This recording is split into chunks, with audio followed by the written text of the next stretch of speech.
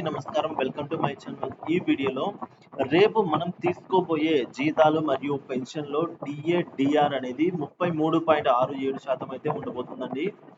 So ఇక్కడ మనము ఎంత బేసిక్ వారికి ఎంత డిఏ రావచ్చు అనేది ఇప్పుడు తెలుసుకుందాము. డిఏ మరియు డిఆర్ రెండు అండి.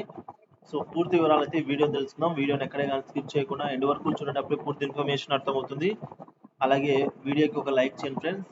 ఇంకా కొత్తగా మన ఛానల్ ఎవరైనా చూస్తూ సబ్స్క్రైబ్ చేసుకున్నట్లయితే ప్లీజ్ సబ్స్క్రైబ్ చేసుకోండి ఫ్రెండ్స్. ఒక విషయానికి వచ్చినట్లయితే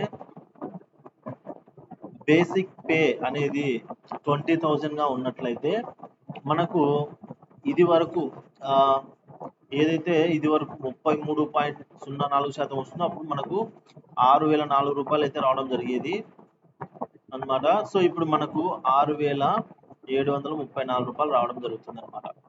అదే అలాగే 20,600 బేసిక్ ఉన్న వారికి 6,936 రూపాయలు, 21,200 బేసిక్ ఉన్న వారికి 7,138 రూపాయలు రావడం జరుగుతుంది అనమాట. సో అదే విధంగా బేసిక్ అనేది మనకు 30,830 ఉంటే 10,380 రావడం జరుగుతుంది. 31,750 రూపీస్ ఉన్నట్లయితే బేసిక్ 10,690 రూపీస్ రావడం జరుగుతుంది. 32,670 రూపీస్ బేసిక్ పే వారికి 11,000 అయితే అడిషనల్ గా రావడం జరుగుతుంది అనమాట.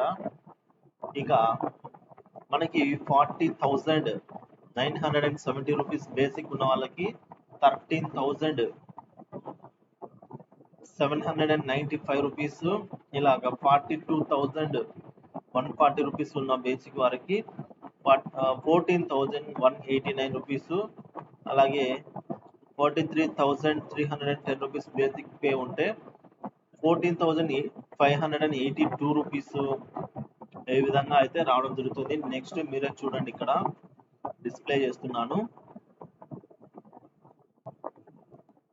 సో ఈ విధంగా మనకు డిఏ డిఆర్లు రెండు కూడా ఇదే విధంగా రావడం జరుగుతుందండి.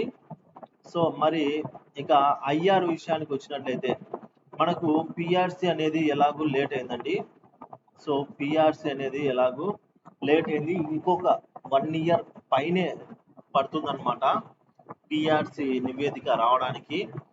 ఈ నేపథ్యంలో మనకు తప్పకుండా ఐఆర్ ప్రకటించాల్సిన అవసరం ఎంతైనా ఉంది.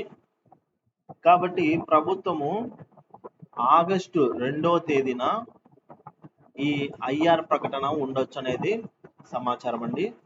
సో వీడియో నచ్చినట్లయితే లైక్ చేయండి, షేర్ చేయండి, సబ్స్క్రైబ్ చేసుకోండి, కామెంట్ చేయండి. సో మొత్తానికి thank you for watching this video.